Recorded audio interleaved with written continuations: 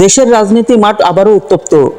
একদিকে বিএনপি নেতা ইশরাক হোসেনকে মেয়র হিসেবে শপথ পড়ানো নিয়ে নতুন করে বিতর্ক, অন্যদিকে অন্তর্বর্তী সরকারের দুই উপদেষ্টার পদত্যাগ দাবি করে চলা আন্দোলনে সরকার পড়েছে চাপে। এর মধ্যেই বড় গুঞ্জন, প্রধান উপদেষ্টা ডক্টর মোহাম্মদ ইউনূস নাকি পদত্যাগ করতে যাচ্ছেন।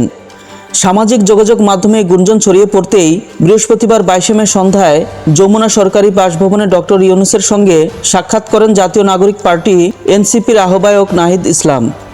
বিশ্বস্ত সূত্রের বরাতে জানা গেছে, সন্ধ্যা 6:30 থেকে 7টা পর্যন্ত চলে এই বৈঠক।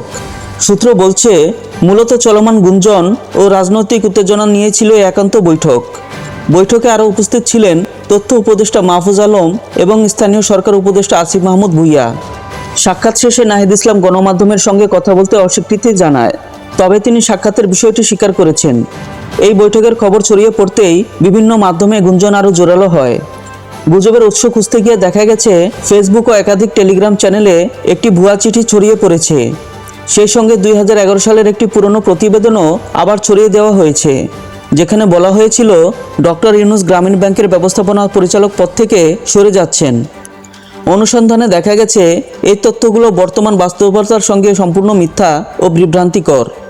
ডেইলি স্টার কর্তৃপক্ষ নিশ্চিত করেছে, 13 মে 2011 সালের ওই প্রতিবেদনকে উদ্দেশ্য প্রণোদিতভাবে ঘুরে বর্তমান রাজনৈতিক প্রেক্ষাপটে ব্যবহার করা হচ্ছে, যা জনমনে বিভ্রান্তি ছড়ানোর একটি কৌশল।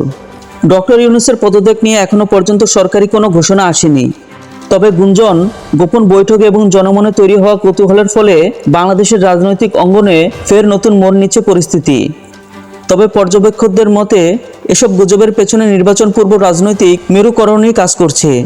পরিস্থিতি সামগ্রিক ব্যাখ্যা পেতে এখন চোখ রাখতে হবে সরকার ও প্রধান উপদেষ্টার আনুষ্ঠানিক বক্তব্যের দিকে।